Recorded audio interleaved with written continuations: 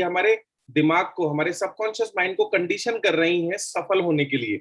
अगर हम इन्हीं चीजों को ध्यान से सुनते रहेंगे और इन्हीं चीजों को अपने बिजनेस में अप्लाई करते रहेंगे, एक दिन ऐसा होगा जब आप भी इस बिजनेस में अपनी कहानी सुना रहे होंगे और हम सब लोग आपसे सीख रहे होंगे। तो बहुत ध्यान से सुनेंगे, हम नोट्स बनाएंगे, कोई डाउट होगा तो मैम से पूछेंगे। और आपकी जोरदार तालियों के बीच में इनवाइट करता हूं रेखा मैम को। जबरदस्त तालियों से हम उनका स्वागत करेंगे। Rekha ma'am, over to you.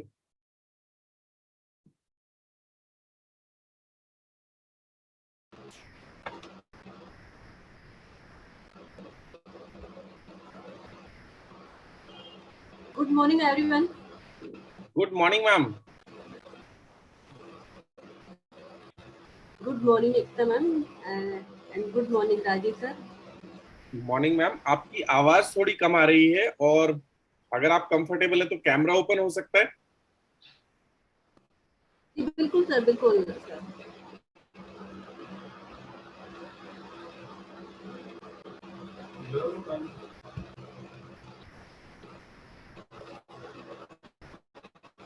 जी बिल्कुल सही है।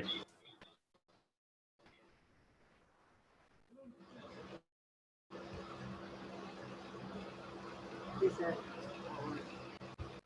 नाम रेखा, हरियाणा से बिलोंग करती हूँ। सर, अपना स्क्रीन शेयर कर सकती हूँ सर? आप बिल्कुल स्क्रीन शेयर कर सकते हैं, लेकिन मैम आपकी जो आवाज है वो बहुत कम आ रही है, थोड़ा सा आपको लाउड बोलना होगा।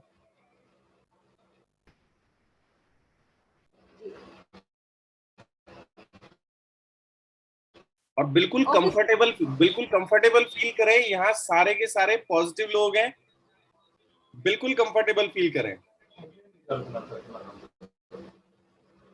जी sir.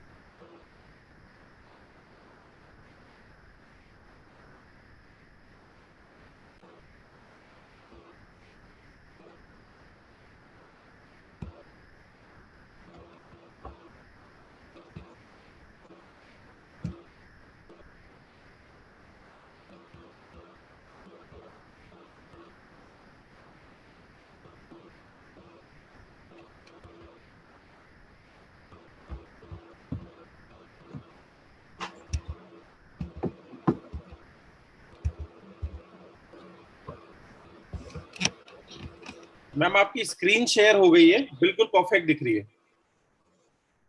Okay sir.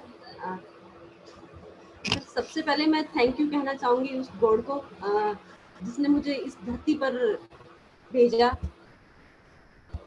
And second thank you कहना चाहूंगी अपने पेरेंट्स को, जो मुझे इस दुनिया में लेके आए। एंड थर्ड थैंक यू कहना चाहूंगी हमारी वेस्टीज मैनेजमेंट को, जिसने मुझे ये प्लेटफॉर्म दिया। मैं एक किसान फैमिली से मैं बिलोंग करती हूँ। किसान बोले तो कि बहुत ही ज़्यादा मेहनत, बहुत ही ज़्यादा हार्ड वर्क, और एकदम से मतलब मिडिल क्लास भी मैं नहीं बोलूँगी, मैं एकदम लो क्लास फैमिली से मैं बिलोंग करती हूँ। और किसान में सभी को मालूम है, सभी को पता है कि बहुत ही ज़्यादा मेहनत करनी पड़ती है। न तो सर्दी देखी जाती, न तो गर्मी देखी जाती, न धूप देखी जाती, न छांव देखी जाती। बस इतना पता रहता है कि हाँ, गर्मी के सीजन में ये वाली फसल बोनी है और सर्दी के सीजन में ये वाली फसल बोनी है। और हार्ड वर्क तो हमने बचपन से ही हमने किया है। और ये मेरे बचपन का फोटो है जिसमें सभी को एक ब्लू कलर वाली लड़की एक दिखाई दे रही है। और सर आप बैकग्राउंड में आप देख सकते हो आप लोग सभी कि हमारे मिट्टी के हमारे मकान थे उस टाइम पे। आई थिंक मेरे पेरेंट्स बोलते हैं कि मैं फर्स्ट या सेकंड में मैं पढ़ती थी। मैं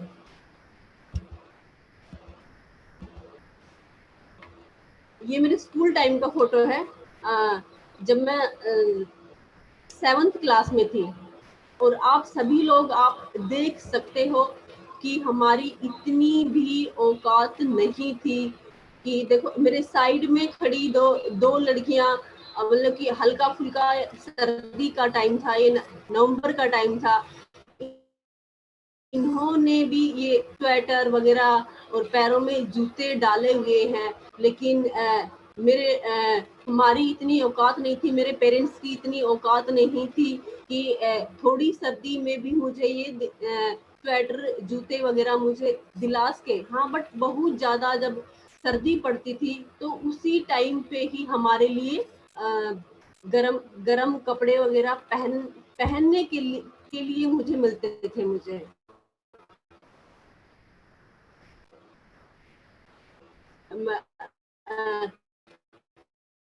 मेरा जो गांव है मेरा जो रेवाड़ी, और रेवाड़ी के आसपास ही है। बोले तो कि एकदम बैकवर्ड इलाका। उस टाइम पे लड़कियों को बाहर निकालना मतलब कि लड़के को पढ़ाते थे बट लड़कियों को ज्यादा बाहर नहीं निकालते थे। बस इतना ही उनको पढ़ाते थे कि हाँ बस थोड़ा इनको पढ़ना लिखना इनको आ जाए। लेकिन बचपन से सपने थे तो सपने कहीं ना कहीं क्योंकि पेरेंट्स के वहां पे तो वो सारी चीजें मेरी पूरी नहीं हो पा रही थी। हमको टाइम से सीजन के अनुसार कपड़े भी नहीं मिल पा रहे थे। और मुझसे बड़ी मेरी बहन थी, जब उसके कपड़े छोटे हो जाते थे तो वो ही कपड़े मुझे पहनने के लिए मिल जाते थे। ये जब मैंने 10th मैंने पास आउट कर लिया था, मैंने उसके बाद पेरेंट्स से मैंने जिद की कि मुझे आगे बढ़ना है, मुझे आगे पढ़ना है। तो मेरे पेरेंट्स ने मुझे एक ही बात बोली कि बेटा हम तेरे को एक ही शर्त पे हम आगे बढ़ाएंगे। बोलते ना कि लड़कियों को ग्राउंड। मेरे पेरेंट्स बोले कि बेटा तू सीधी जाएगी और सीधी आएगी, घर से बैठेगी और स्कूल जाएगी और स्कूल से बैठेगी तो अपने घर में ही आएगी। तो मैंने अपने पेरेंट्स को बोला कि ठीक है मम्मी, ठीक है पापा जी, अगर मुझसे कोई जाने अनजाने में कोई मिस्टेक भी हो तो आपका हाथ है और मेरा सर है। मेरे पेरेंट्स ने बहुत मुश्किल से मुझे ग्रेजुएशन कराया और ग्रेजुएशन ओनली इस कंडीशन पे मुझे कराया कि अगर लड़की थोड़ी ज़्यादा पढ़ लेगी तो इसको अच्छा एक नौकरी वाला लड़का मिल जाएगा।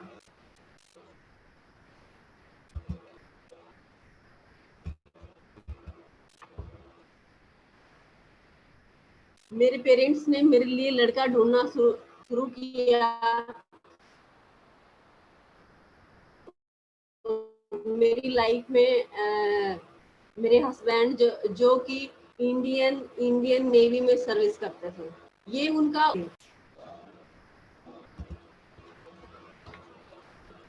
ये हमारी एंगेजमेंट है। मैं एंगेजमेंट की एक कहानी में बताना चाहती हूँ। मैं मेरे मेरे गांव में पहली बार ये मुझे देखने के लिए आए प्लस एंगेजमेंट में भी आए।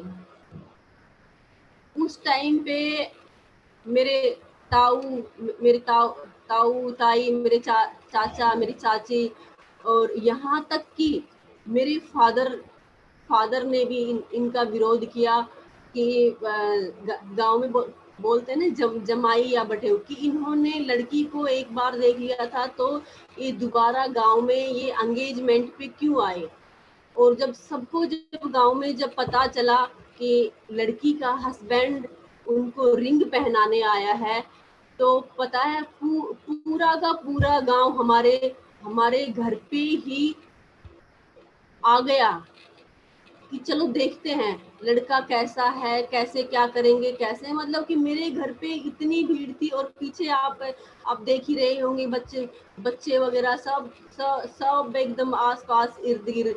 मतलब कि मेरे मन में एक ख्याल था कि मेरे घर पे तो मेरे सपने पूरे नहीं हो पाए। जैसे हर एक लड़की के सपने रहते हैं कि मेरा सपनों का राजकुमार ऐसा होगा, वैसा होगा, और ऐसा करूंगी, वैसा करूंगी। तो मुझे भी कहीं ना कहीं अंदर से बहुत ज्यादा खुशी थी कि हाँ चलो, बंदा तो अच्छा है, और गवर्नमेंट जॉब है, डिफेंस पर्सन है, तो इधर शायद मेरे सपने पूरे हो सकते हैं। ये उनका उस टाइम का फोटो है, जब कारगिल युद्ध हुआ था और इंडिया ने कारगिल का युद्ध जीता था।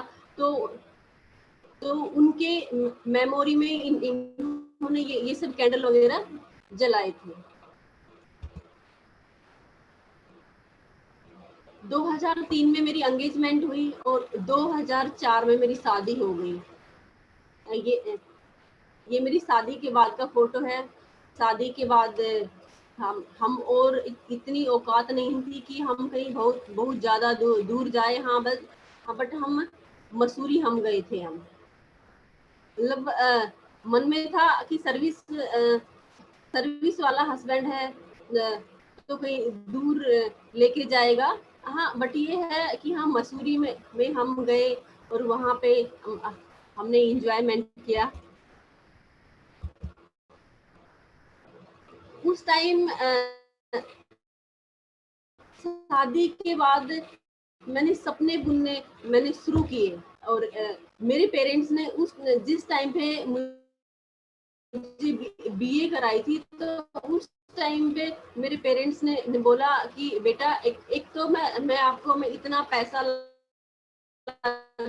के, मतलब कि जब मेरी बीए कराई तो कर्जा लिया था उन्होंने। ज्यादा फीस नहीं थी, फिर भी क्योंकि किसान फैमिली में फसल वाइज जैसे उनको काटते हैं, गेहूं निकालते हैं, सरसों निकालते हैं, बेचते हैं, उसके बाद ही घर में पैसे आते हैं। मतलब कि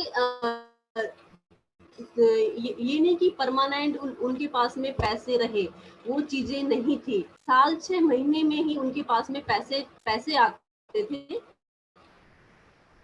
तो उस टाइम पे मेरी पढ़ाई का भी इशू था कि भी हम आपको इतना हम पढ़ा नहीं सकते। बट पेरेंट्स ने कहीं ना कहीं से कर्जा लेके मुझे पढ़ाया। एक तो इस बेस पे कि भी एक अच्छा खासा एक नौकरी वाला पति इसको मिल जाएगा। और सेकंड में मेरे पापा ने मुझे बोला था कि बेटा लड़कियों के लिए टीचर की नौकरी सेफ है। और उस टाइम में लड़कियां इतनी पढ़ी लिखी नहीं होती थी, तो बोला कि बेटा आप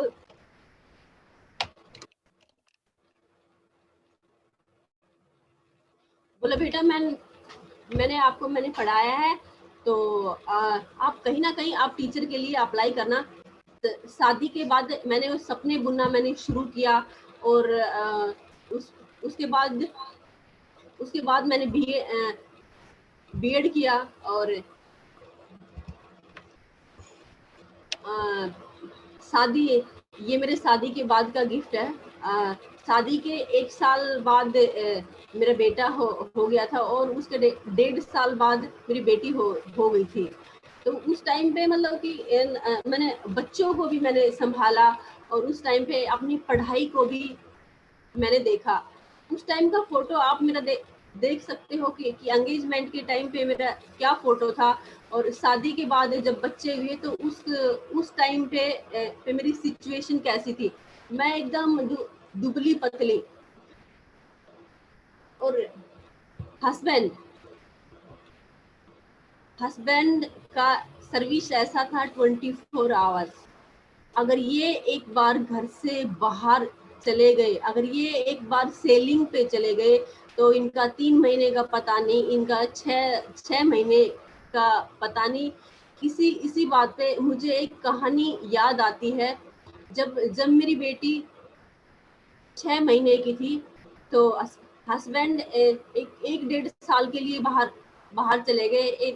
इनका कहीं रशिया वगैरह का इनका सिर्फ बाहर गया था, तो उस टाइम पे ये बाहर चले गए। जब ये 1.5 साल के बाद में आए और जब इन्होंने डोर नॉक किया तो बेटी ही डोर पे गई और बेटी ने मुझे आके बताया कि मम्मी कोई अंकल आया है। मतलब कि बच्चे भी भूल जाते हैं। इतने दिन बाहर रहते थे कि बच्चे भी भूल जाते हैं कि हमारे पापा कौन है, हमारे डैडी कौन है। तो इन्होंने मुझसे पूछा कि ये अंकल मुझे क्यों बोल रही है। मगर आप गए थे तब ये कितनी थी और ये 5-6 महीने की थी और आप आए हो 1.5 साल में। तो ये चलने लग रही है, ये दौड़ने लग रही है। इन्होंने भी बोला कि यस हाँ, मैं गया जब तो ये ओनली 5-6 महीने की थी और अभी तो ये दौड़ने लग गई। तो ये एक स्टोरी है कि मतलब कि कितने टाइम ये बाहर रहते थे और सर्विस में ओनली बस बोले तो कि हमारा दाल रोटी का ही गुजारा होता था। ये नहीं कि एकदम भाई हम बहुत हाई फाई लाइफ हम जीने लग रहे थे। हाँ, बस एक एवरेज लाइफ कि हाँ हमारी जो कुछ एक नीड्स थी वो कंप्लीट हो जाए और उससे ज़्यादा कुछ भी नहीं था। अगर हम उस टाइम पे हम कभी कभार बोलते थे कि चलो एक 5 स्टार होटल में हम चलते हैं खाना वाना या बर्थडे सेलिब्रेट करना है, एनिवर्सरी सेलिब्रेशन करना है।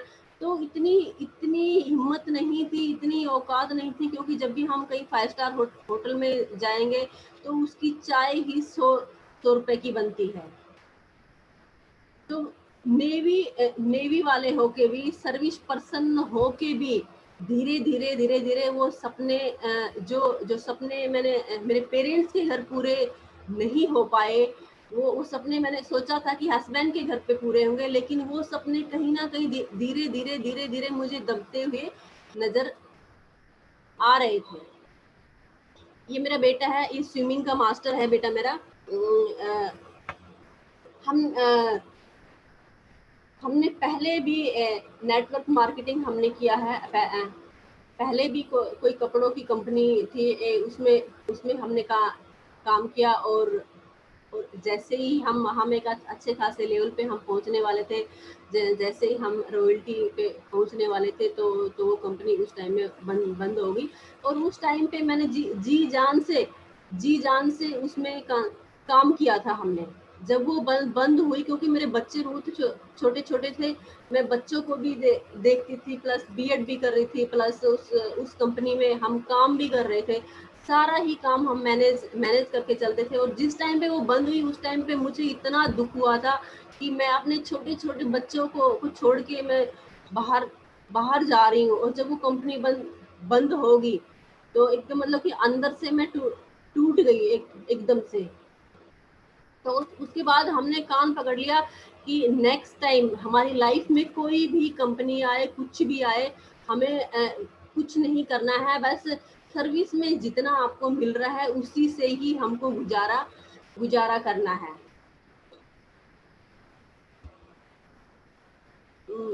ये बेटा है मेरा जो बीच में जो नंबर 1 पे है। इस पे मैं एक स्टोरी में बताना चाहूंगी कि हमारी वेस्टेज की शुरुआत हमारी कैसे हुई। बेटा है मेरा, तो जब ये 2-3 महीने का था तो इसका निमोनिया बिगड़ गया था। निमोनिया बिगड़ गया तो फिर ये एडमिट रहा, फिर इसको ग्लूकोज वगैरह चढ़ाई। तो उस टाइम पे निमोनिया इतना बिगड़ गया था कि डॉक्टरों ने इसको अस्थमेटिक घोषित कर दिया कि इसको अस्थमा हो गया है, और वो भी एकदम क्रोनिक वाला अस्थमा।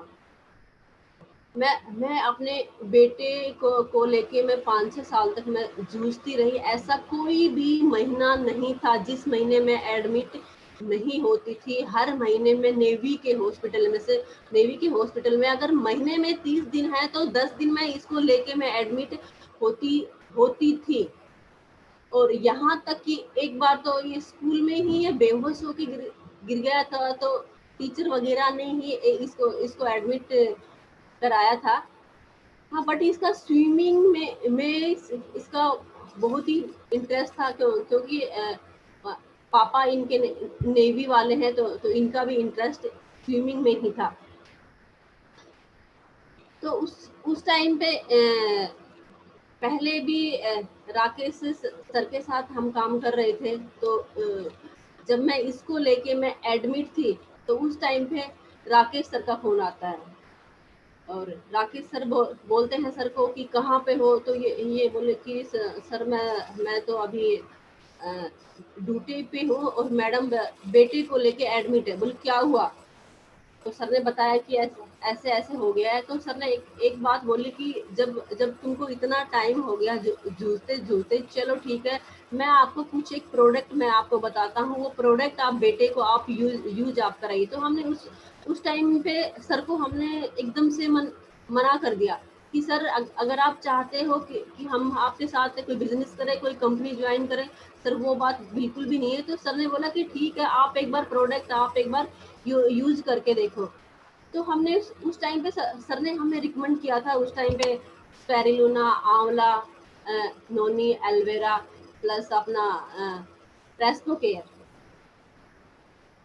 तो हमने अपने बेटे को वो प्रोडक्ट खिलाना शुरू किया। विद इन 1 मंथ में मेरा बेटा नॉर्मल हो गया। नॉर्मल होने के बाद उसके 1 महीने के बाद मेरे बेटे का स्विमिंग कंपटीशन था। तो स्विमिंग कंपटीशन के लिए फॉर्म फिल करना था। तो टीचर ने फॉर्म पे साइन नहीं किया। बोले कि आपका बेटा वैसे ही अस्थमा का मरीज है, और जब ये पानी में जाएगा ये कैसे सांस लेगा, ये तो वैसे ही मर जाएगा। तो हमको ये वेस्टेज, क्योंकि हमने 1 महीना प्रोडक्ट खिलाया था तो मेरा बेटा नॉर्मल हो गया। तो कहीं ना कहीं हमारा बिलीव बढ़ गया था। हम विश्वास था कि यस, एक महीने में जब हमारा बेटा नॉर्मल हो गया तो शायद हम इसको खिलाएंगे और बेटा कुछ कर पाएगा। तो हमने प्रिंसिपल से हमने दोनों हस्बैंड वाइफ ने रिक्वेस्ट की कि मैम बच्चे का इंटरेस्ट है तो आप इसको पार्टिसिपेट आप करने दीजिए ना। तो मैम ने बोला ठीक है, मैं एक ही कंडीशन पे इसको पार्टिसिपेट करने दूंगी, अगर आप इंडेमनिटी फॉर्म पे अगर आप साइन करते हो, मतलब हमारे साइन ले ली इंडेमनिटी फॉर्म पे, अगर आपके बच्चे को कुछ हो जाता है तो इसकी जिम्मेवार आप हो। तो हमने कहीं ना कहीं अंदर से एक वो क्यूरियोसिटी भी थी कि भी पता नहीं क्या होगा, लेकिन फिर भी हमने साइन कर दिया। और हमने 1.5 महीने हमने प्रोडक्ट खिलाए। वो डेढ़ महीने के बाद मेरे बेटे का कंपटीशन था, और जब मेरे बेटे का कंपटीशन था तो मेरा बेटा उसमें फर्स्ट आया। आप देख सकते हो बीच में ये मेरा बेटा गोल्ड मेडल नहीं, गोल्ड मेडल भी, सिल्वर मेडल भी और ब्रोंज मेडल भी, ये 5 मेडल वो लेके आया। उस टाइम पे मेरा विश्वास और भी बढ़ गया। और ये मेरी बेटी है जो ब्लू ड्रेस में खड़ी है, ये भी कहीं ना कहीं स्विमिंग की मास्टर है। तो ये इस सेकंड पोजीशन पे आई थी।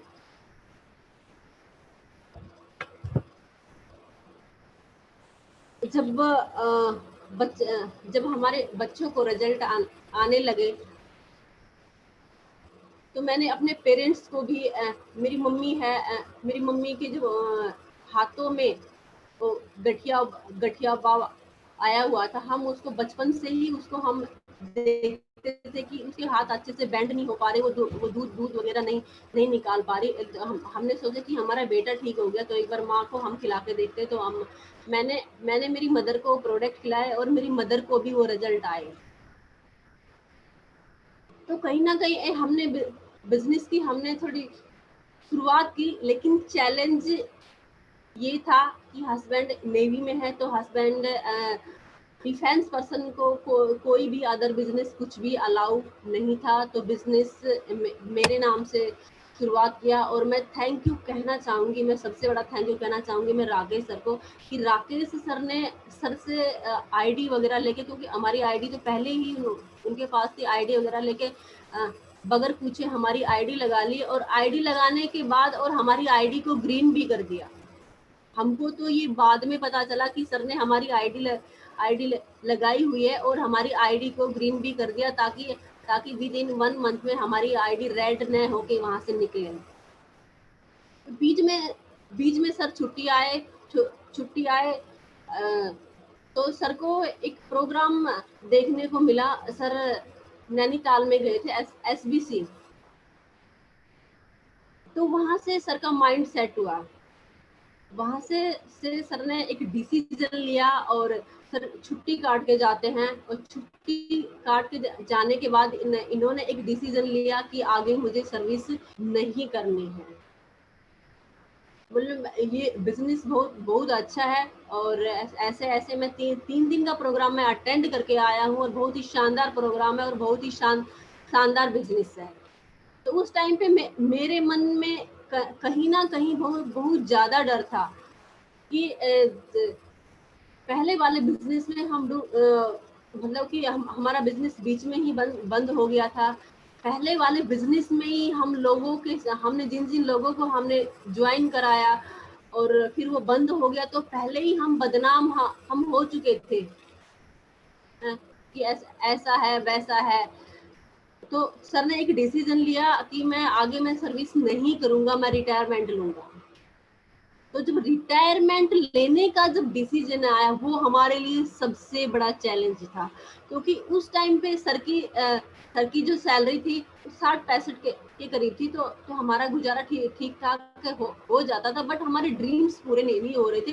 जो हम चाहते थे वो सब हमें मिल नहीं पा रहा था। वो हमारी हम एक एवरेज जिंदगी जी रहे थे। वो बोलते हैं ना कि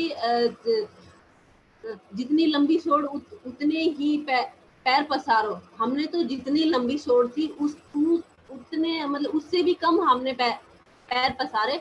हमने कंप्रोमाइज हमने किया। हमने कम बोलते ना कि कम में हमने जिंदगी जीना हमने शुरू किया। हमने थोड़ी जगह पे हमने हर चीज का हमने कंप्रोमाइज किया।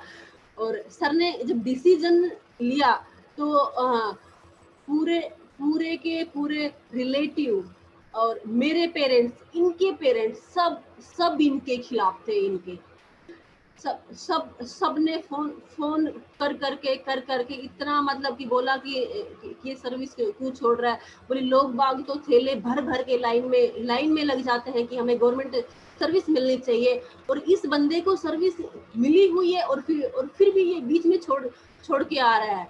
बोला कि हमने फौजी को पागल तो बोलते हैं कि फौजी पागल होते हैं, मतलब हाफ मैंड होते हैं, बट आज हमने रियल में ही हमने देख लिया कि फौजी हाफ मैंड नहीं, पूरे के पूरे मैंड होते हैं, पूरे के पूरे मेंटल होते हैं। जब रिटायरमेंट जब बीच में जब सर्विस छोड़ के घर आए तो उस टाइम पे हमारा बिजनेस कुछ नहीं था। बस उस टाइम पे कभी 45 रुपए आ गए, कभी 29 रुपए आ गए, कभी 50 रुपए आ गए, कभी 200 रुपए आ गए, कभी 400 रुपए आ गए। और जब सर्विस छोड़ के हमने दिल्ली में हमने शिफ्ट किया, तो उस टाइम पे सर की जो पेंशन थी वो 15,000 थी। 15,000 इसलिए थी क्योंकि 3-4 महीने के बाद पे कमीशन आने वाला था, और सर 3-4 महीने पहले सर्विस छोड़ के आ गए। अगर 3-4 महीने के बाद हस्बैंड सर्विस छोड़ के आते तो हमें 15-20 लाख रुपए और एक्स्ट्रा मिलते और हमारी पेंशन भी दुगनी और सर की पेंशन भी दुगनी रहती। लेकिन ये 3-4 महीने पहले इन्होंने एक डिसीजन ले लिया था, 3-4 महीने पहले छोड़ के आ गए। तो हम आए यहाँ पे तो जितना भी इनको पैसा मिला था इन्होंने एक प्रॉपर्टी में लगा दिया। और हम जहाँ किराए के मकान में हम रह रहे थे वहाँ पे 8,000 उस रूम का रेंट था और 15,000 सर को मिलता था। और मेरे बच्चों की फीस हर अल्टरनेट मंथली 30,000 इनकी फीस जाती थी। तो हमारे लिए वो टाइम इतना टफ था, बहुत ज्यादा टफ था। मैं कई बातों में इतना रोती थी कि इन्होंने सर्विस क्यों छोड़ी इन्होंने। हम सर्विस में एटलीस्ट एक ठीक ठाक लाइफ तो हम जी रहे थे, बट इन्होंने सर्विस छोड़ दी तो हमारी लाइफ एकदम से करप्ट हो चुकी थी। और यहाँ तक कि सब लोगों ने ताने मारने शुरू कर दिए थे, क्योंकि उस टाइम से वेस्टिज से हमारा इतना कुछ आ नहीं रहा था। उस शुरुआत का टाइम था, सब लोगों ने ये पागल है, ये पागल है, मतलब कि बस। और तो क्या नाम भी वेस्टिज ही रख दिया, देखे वेस्टिज वाले हैं, वो आ रही है तुम्हारी वेस्टिज। मतलब कि ऐसे करके लोगों ने कमेंट करना शुरू कर दिया। और यहाँ तक कि शुरुआत के 1-1.5 साल में हमारे पास खाने का भी, मतलब आटे के भी पैसे नहीं होते थे। और हम ऐसे बोल देते थे कि हमें पैकेट वाला आटा हमें अच्छा नहीं लगता। तो 1-1.5 साल हमने, मेरे पेरेंट्स, मेरे mother in law, father in law, वहां से हम आटा लेके आते थे। लेकिन हमने ये नहीं बताया कि हमारे पास आटे खरीदने के पैसे नहीं है। और उस टाइम पे जहाँ कहीं मीटिंग होती थी, कहीं पे भी ट्रेनिंग होती थी, इतना भी नहीं था कि टिकट का पैसा देके हम उस ट्रेनिंग को हम अटेंड कर सके, हम उस सेमिनार को हम अटेंड कर सके। मैं दिल्ली में मैं रहती हूँ और मेरा ससुराल पटौदी के पास है। तो ट्रेन से 10 रुपए लगता है पालम से और मेरे ससुराल तक जाने में। उस टाइम पे हमारी पॉकेट में 10 रुपए भी नहीं थे कि हम बीच में अगर कुछ फंक्शन है, कुछ भी है, होली है, दिवाली है, कि हम 10 रुपए की टिकट लेके हम अपने ससुराल में जाके होली दिवाली तो हम मना सके। उस टाइम पे ऐसी कंडीशन थी। और उस टाइम पे मेरा तो ऐसा मन करता है कि मैं सबको मैं छोड़ छाड़ के मैं कहीं चली जाऊं, या तो मैं सुसाइड कर लूं।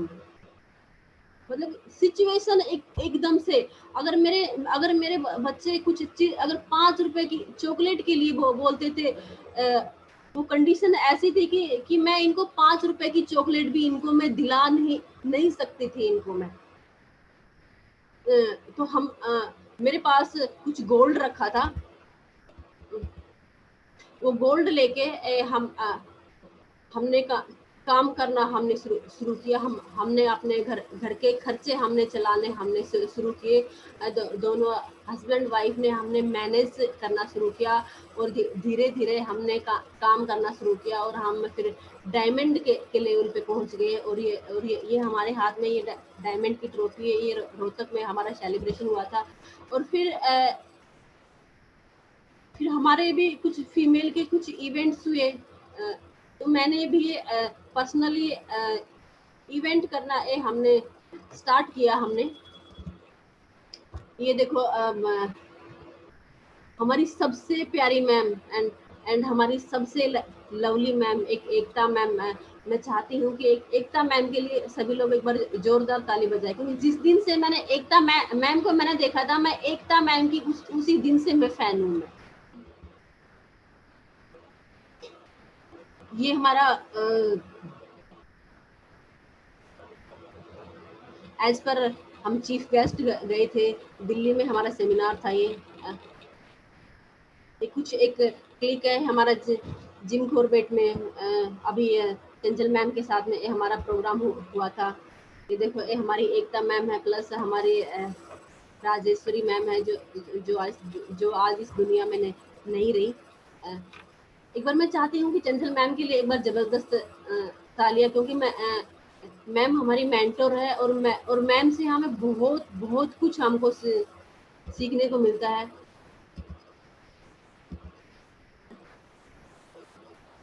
एक बार मैं चाहती हूँ कि राजीव सर के लिए भी जोरदार तालियां हो जाए। मैंने राजीव सर का फर्स्ट प्रोग्राम दिल्ली में जब वी टीम का जब सक्सेस सेमिनार होना शुरू हुआ था, तब गालिब ऑडिटोरियम में राजीव सर का प्रोग्राम हुआ था। और राजीव सर का प्रोग्राम इतना शानदार था, इतना जबरदस्त था। वहां से हम बहुत बहुत कुछ लेके आए। और राजीव सर की मुझे दो ही स्टोरी, एक तो ये बुगले वाली और ये बैम्बू वाली, यही स्टोरी मुझे याद रही। और मैं चाहूंगी मतलब कि राजीव सर अगर एक बार स्टोरिया हमें सुना दे तो और भी ज्यादा हमारा जो उत्साह है और भी ज्यादा बढ़ जाएगा। ये मेरे अपलाइन हैं जो मुझे वेस्टेज में लेके आए। एक बार इनके लिए तालियां। ये हमारे मेंटोर हैं, हमारे मेंटोर के लिए एक बार जबरदस्त तालियां। ये हमारा फर्स्ट फॉरेन ट्रिप है इंडोनेशिया का, जिसमें मेरे हस्बैंड थे, हस्बैंड गए थे। ये देखो कैसे इनके गले में सांप डला हुआ और कैसे डरे हुए हैं। एक बार हमारे वेस्टेज मैनेजमेंट, हमारे जो पिता हैं, हमारे जो गुरु हैं, जिन्होंने हमें ये प्लेटफॉर्म दिया, एक बार इनके लिए जबरदस्त तालियां। ये सेकंड ट्रिप है, इसमें भी हस्बैंड ही थे। और ये हमारा थर्ड ट्रिप था, जिसमें मैं अपने हस्बैंड के साथ थी थाईलैंड में। मैंने अपनी लाइफ में मैंने कभी सोचा नहीं था कि मैं आसमान में उड़ूंगी मैं, बट ये सारी चीजें ओनली वेस्टीज के ही थ्रू हो पाई। ये कुछ क्लिक है हमारे,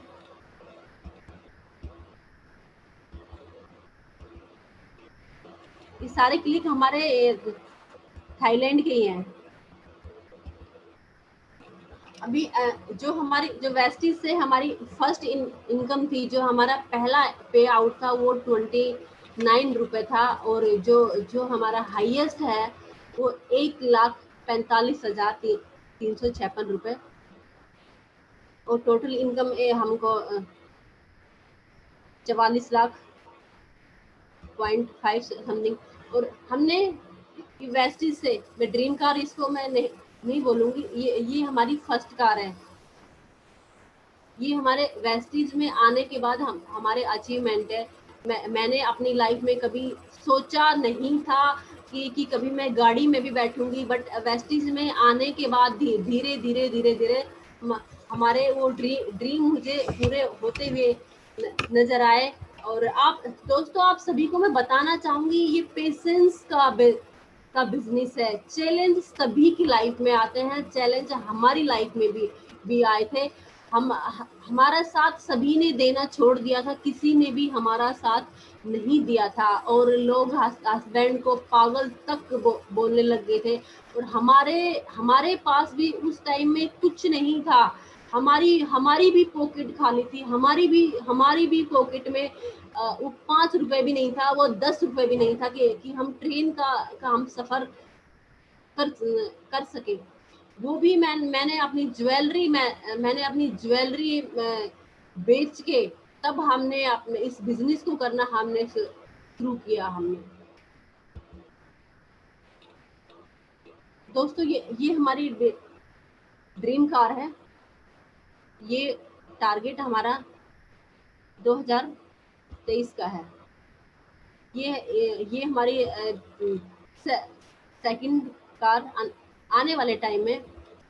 और दोस्तों मैं बताना चाहूंगी, इस बिजनेस से हमने जो फर्स्ट घर हमने लिया, हमने गुड़गांव में हमने लिया था। और ये घर हमारा 35 लाख रुपए का है। मतलब कि फर्स्ट प्रॉपर्टी हमने यहाँ से बनाई हमने। मतलब कि ये 2 BH का घर है ये। और दोस्तों मैं बताना चाहूंगी, जो हमारा जो ड्रीम हाउस है, अभी 2 दिन पहले ही M3M गोल्ड रश हमने ये बुक किया है। 2 दिन पहले ही हम 3 लाख रुपए हम दे के आए हैं, हमने बुक किया है। और ये 2 साल विद इन 2 ईयर, 2 साल बाद हमको मिल जाएगा। और इसकी कॉस्ट है 98 लाख रुपए। ये ओनली वेस्टिज के थ्रू ही पॉसिबल हो पाया। हम अगर सर्विस में होते, सर्विस में ओनली दाल रोटी का ही हमारा गुजारा होता। सर्विस में ये सारी चीजें पॉसिबल नहीं थी, क्योंकि मेरे हस्बैंड ने 20 साल नेवी को दिए हैं। नेवी में इनकी ड्यूटी, इनकी 24 आवर थी। इन्होंने देश की इन्होंने सेवा की। बट वहां से हमारी एक एवरेज लाइफ थी। और यहाँ पे अभी हमारे सपने मुझे पूरे होते हुए आ रहे हैं। दोस्तों, ये एक पेशेंस का बिजनेस है। पेशेंस के साथ में लगे रहना। नेगेटिव सब होते हैं। जब मेरे हस्बैंड नेगेटिव होते थे तो मैं उनको पॉजिटिव करती थी। और अगर मैं कहीं ना कहीं मैं किसी चीज को लेके, किसी ने कुछ बोला कि चैलेंज को लेके अगर मैं नेगेटिव हुई, तो मेरे हस्बैंड ने मुझे पॉजिटिव किया। हम दोनों हस्बैंड वाइफ एक दूसरे को हम संभालते रहे। हम चाहे सिचुएशन चाहे कैसी भी हो, उस सिचुएशन में हम दोनों एक दूसरे का सपोर्ट करते रहे, एक दूसरे का सहारा बनके हम खड़े रहे। हमारे भी मन में आया था कि हम भी वेस्टिज को छोड़ जाए, हम भी ये कर जाए। बट नेगेटिव टाइम में आपको खड़े रहना है और अपने आप से कमिटमेंट करनी है। अगर दोस्तों आपने यहाँ से 1 से 3 साल आपने काम कर लिया आपने, तो आपको लाइफ में पीछे मुड़ के देखने की कभी भी कोई जरूरत नहीं है। क्योंकि 3 साल के बाद में आपकी लाख प्लस आपकी इनकम होगी, क्राउन से ऊपर का आपका लेवल होगा। और प्लस एक दो आपके फॉरेन ट्रिप भी आपके होंगे। तो दोस्तों, लाइफ में आप कुछ करो या ना करो, लेकिन वेस्टिज को कर लेना। आपकी लाइफ चेंज हो जाएगी। जब हमारी लाइफ चेंज हुई है, तो आप लोगों की भी लाइफ चेंज हो जाएगी। और जब मैं एक सिंपल सी लड़की, एक मिडिल क्लास से बिलोंग करती, जब हम दोनों हस्बैंड वाइफ, जब मैं इतना कुछ कर सकती हूँ, मुझे भी इतनी नॉलेज नहीं थी, जब मैं इतना कुछ कर सकती हूँ, तो आप भी बहुत कुछ कर सकते हो। अभी मैं आपको दिखाना चाहूंगी, देख लीजिए वेस्टिज से पहले की लाइफ और वेस्टिज में आने के बाद की लाइफ, कितना डिफरेंस है कोई बता भी नहीं सकता। जो कोई जान पहचान वाले बंदे हैं वो ही बता सकते हैं कि दोनों फोटो सेम है। अगर कोई अननोन पर्सन है तो वो बिल्कुल भी वो बता नहीं पाएगा कि ये दोनों ही लड़कियां एक है। जैसे मेरी लाइफ चेंज हुई है, वैसे ही आप सभी की लाइफ चेंज हो जाएगी। तो मेरी आप सभी से रिक्वेस्ट है, चैलेंज सभी की लाइफ में आएंगे। आपको पेशेंस के साथ में आपको इस बिजनेस को करना है। आपको पेशेंस के साथ में दोस्तों आप लगे रहना। हम कामयाब हो गए तो आप भी 100% आप भी कामयाब हो जाओगे। And thank you so much sir. And thank you so much ma'am, thank you so much. बहुत ही शानदार स्टोरी आपकी आज रही और हम सभी लोगों को ये सीखने का मौका मिला कि अगर हम चाह लें और सेक्रीफाइस करने के लिए तैयार हों तो हम कितनी भी बड़ी सफलता हासिल कर सकते हैं। बहुत ही पावरफुल स्टोरी। बहुत ही आसान शब्दों में आज आपने हमें बताया अपने बारे में, अपने परिवार के बारे में। और heads off to your husband, जिन्होंने इंडियन नेवी की जॉब छोड़कर इस बिजनेस को बड़ा बिल्ड करने के लिए डिसीजन लिया, और इसका परिणाम आने वाले समय में इस फैमिली को जरूर मिलने वाला है। जितना बड़ा कमिटमेंट होता है, सफलता उतने गुना ज्यादा आती है। Thank you so much ma'am, अपना कीमती समय मॉर्निंग आवर में देने के लिए बहुत बहुत धन्यवाद। थैंक और यू सो आगे की कार्यवाही के लिए मैं माइक हैंड ओवर कर रहा हूँ एकता